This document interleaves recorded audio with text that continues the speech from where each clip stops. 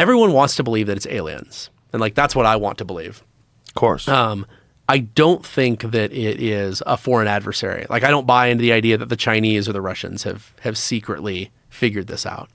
But then the question is, okay, well, what does that leave? And I feel like my gut is that it's something that is weirder than anything that anyone has made popular. Like, just as an example, it's literally bleeding in from some parallel dimension. It's an energy signature, and it's co-aligned by accident rather than intent, right? Like, it's there because there's something in its parallel universe that is similar to what we're doing, and that's why they're co-aligned. Like, I know this sounds like weirdo mumbo jumbo, but it seems like something like that even would be more likely.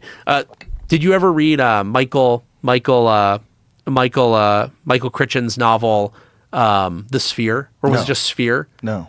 All right. You mind if I spoil Sphere for you? Please. So there was a movie. It was not nearly as good as the book. So in Sphere, without spoiling the ending, the very beginning of it is you have this researcher who is brought out to this secret naval research facility in the Pacific Ocean because the Navy has discovered a massive object, multiple kilometers long, lying on top of a shallow coral reef on some atoll covered in coral that appears to be a spacecraft, an alien spacecraft. And they figured out that when it crashed thousands of years ago there, it probably crashed onto an island, which then sea levels rose and then it became covered. So they basically figure out it must have been there for about 3,000 or 4,000 years, this spaceship.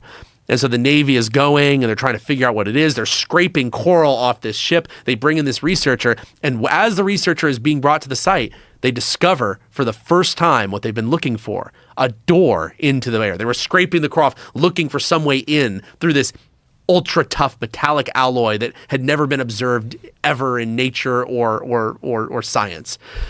And then the big reveal of like the first arc of the book is they scrape off the coral. They look at the door. Incredible. It's a door. But then they look next to the door and there's a marking. And what does the marking say on this 3,000-year-old spaceship? United States Navy and an American flag. And you know, what's interesting is they never actually fully explain it.